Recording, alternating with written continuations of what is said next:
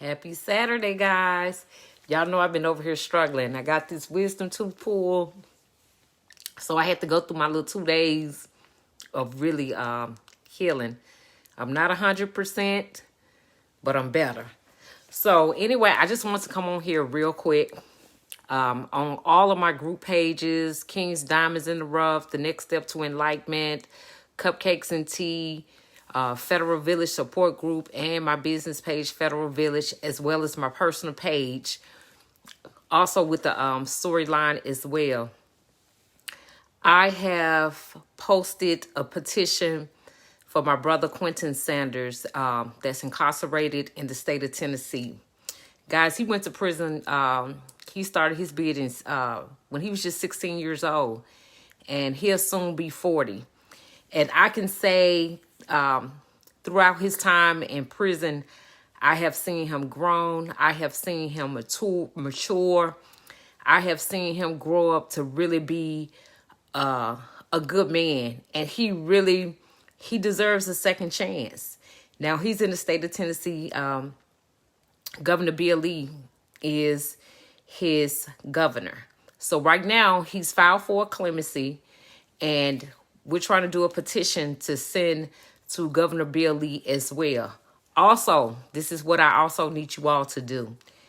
If you are a human being with just a heart and you believe in second chances, or you've ever been incarcerated, or you just believe in giving people a second chance, I'm also going to post Governor Bill Lee's address. I want us to also overflow his office with really writing letters on Quinton's behalf. Because at the end of the day, y'all, he's never had a chance to live his life. And I believe that when anything is done, of course, you have to do your time. He's done his time. Sorry about that, y'all. He's done 22 years. So 22 years is enough. He deserves a second chance. He's a better person now. He's doing what he have to do, just to pick up at almost 40 years old. Look, I did 5 years. And I'm going to tell you right now, I don't know how he's been able, hold on, y'all. I don't know how he did it. I was 36 years old, and I went into the prison, federal prison system. He's in the state. The state is rough. Just imagine, he's a baby going into the system. But he did his time, and he survived. 22 years, that's a long time. 40 years old, it's a long time, but it's enough time that I feel that he can come out. He can do some good things. He can really talk to the young people, so they're able to see what they can do to avoid making mistakes. I'm not going to get into his case right now. We'll talk about that at a later date. But if you sign a petition, his story, as far as, why he's in prison, is on the petition itself. So we'll talk about that later. What I want you all to do is, when you look at this live, go on my page, whether it's my page, Federal Village, or the other group pages. I want you to share his petition. Sign it first, then share it. It's easy to share. Just share it with your friends on your page. If you're involved in any type of prison reform, share it with the groups that you're associated with. Let's do what we can to support him. I'm going to come back at a later date this week and give you all some information in regards to us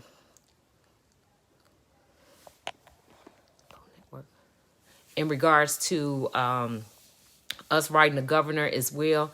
I also want you all to remember, if you're not on Cupcake and Tea, if you want to know about your rights in regards to your children when you're facing incarceration, then come to the live on Wednesday, June 16th.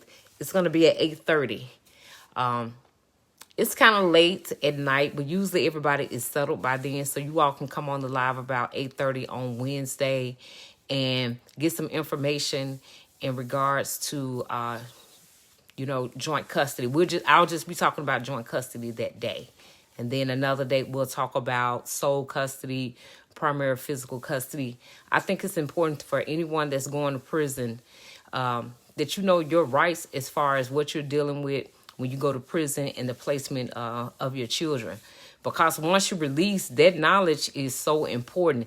That determines if you're able to get custody of your children back. So you want to make sure that before you sign anything. Hey, Deborah. Thank you, friend. Thank you. And Deborah, make sure that you share as well if you can. I know you're a firm believer in prison reform. I thank you so much. Thank you, No Base. But and thank you for donating to Quinton's GoFundMe. I mean, not his GoFundMe, but his petition.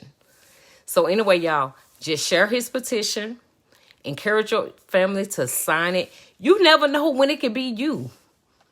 You just never know when it can be you that need help. Let me tell you something, and I have to go. I think that the worst feeling in this world that I can say that I've ever experienced was going to trial, okay, sentencing, and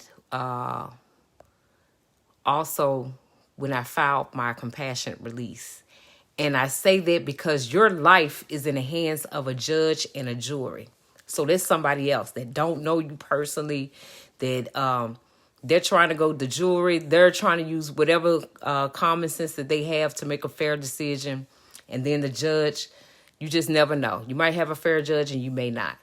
So the worst thing in the world is to sit up and just be on standby, hoping and praying that this person that can make a decision on your life will find some type of favor or will deem that you will see that you have been redeemed and that you should be given a second chance. Public support is the main thing that can help someone get out of a situation.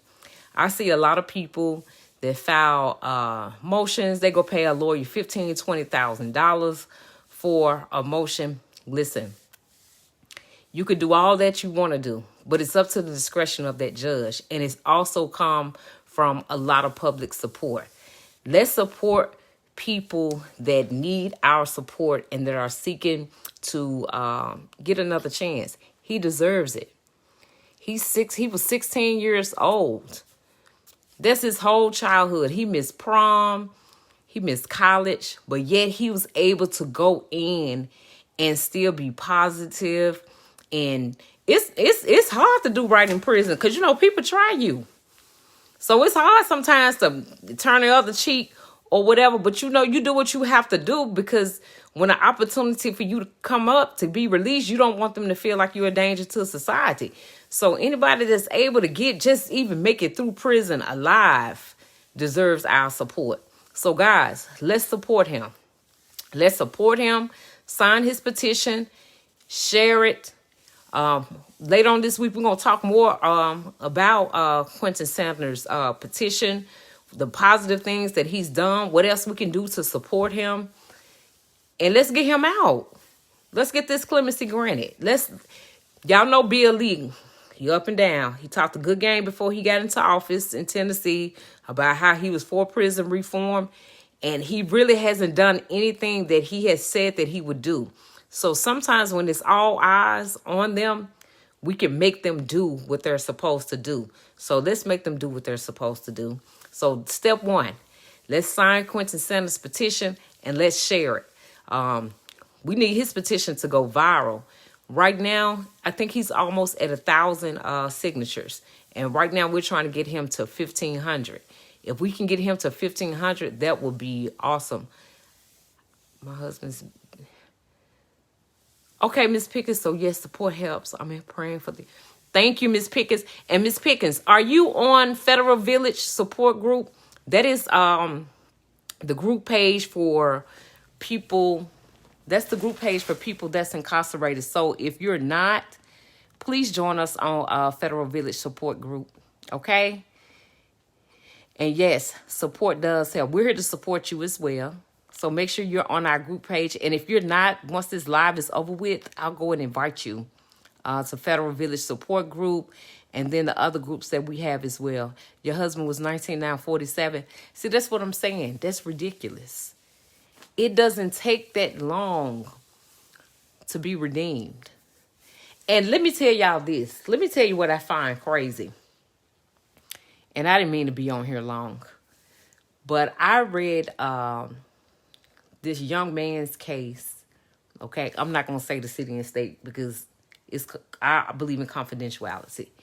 But I was just appalled from the prosecutor. This kid was 16 years old. This is not Quinton Sanders' case. This is someone else.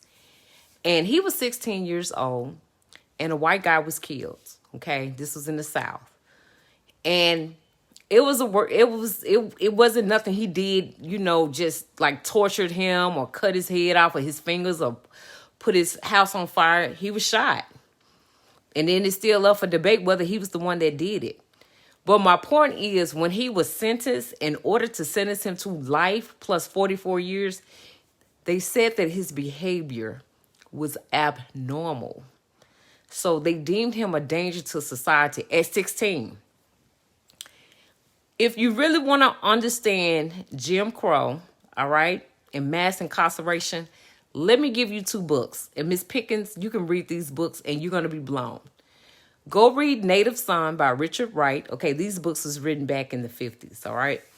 And go read Invisible Man. When you read these stories, okay, even though they're not true stories, but they're based on the experience of most black men in the criminal system. I never say justice, but the criminal system. If you read these books, you're going to be like, wow, that's what's going on in the system now. Not saying there's only black people that are affected by the criminal system, because guess what? Our white sisters and brothers and mainly our Latino sisters and brothers, they go through it hard too. But what I'm saying is, if you want to understand the foundation of these overzealous laws, you have to go back and read literature. Okay, when you read all of that, the literature and the history, and you understand the foundation, then you can attack the problem. The reason why is so many people like Quinton Sanders and like your husband, Miss Pickens, that's doing so much time. What was the first book? Native Son. It's by Richard Wright. It's a book about, it's not a true story, but the story is about Bigger Thomas. And I don't want to tell you the book, but when you read it, you're going to be blown, because that's the way the criminal system is today. Okay? But it was just Richard Wright basically prophesizing to us that what the system will be because of, the systematic racism. This book was written back in the 40s and 50s. Here it is, 2021. Nothing has changed. Yeah, please look those up. Read them and get back with me. You're going to be like, sister, you drinking deep from the water. Yes. I read a lot. I read the Constitution. All of that is necessary in order to get real prison reform. Okay? And in order to get real prison reform, you have to understand where the problems began, the foundation of it. You don't understand the foundation, how can you find the solution? Okay? So, anyway, sign Quinton Sanders' petition, you guys. Share it. Fight for him like this your family. Because he is family. If you're affected by the criminal system in any type of way, that's our brother. I've been knowing Quinton Sanders since he was about 18. And that's how he became close to me and my brother. I consider him just like he blood. I met him when he was real young, and I was just so impressed with his mannerism and everything. And just throughout the years, I've just seen him just mature. He's never bitter. He never talks negative. He's always positive. And he's just looking for a second chance. And he needs our support. So whatever we have to do, y'all, by any means necessary, let's do it. So let's start by sharing this petition. Share this live. And then later on this week, we're going to talk about what our next step would be in addition to the petition, because we're also going to write Governor Bill Lee in regards to Quinton Sanders. And we need him to understand that when his crime happened, he was a child and it wasn't intentional. But we'll talk about the case later. But right now, we're talking about redemption. And we're talking about signing his petition. And we're talking about share it. So let's sign it. Let's share it. You guys, I love you guys. And, you know, I thank you all for all the support that you all gave me while I was incarcerated. I promised myself when I got out that I would still do what you all did for me. So the fight continues and it'll never stop. Okay, it'll never stop until real change. And when real change come on one issue, then we're just going to address the next issue. All right, y'all. Share this live. Have a great Saturday. Enjoy your Sunday tomorrow. Love you too, Deborah. I thank you all for supporting each other. That's what Federal Village was founded on. It takes a village. I don't care how loud you are and how elaborate you sound when you speak. If nobody supports you, then you're really nobody and your voice is not being heard. So remember that always. Okay, guys, y'all enjoy the rest of your evening.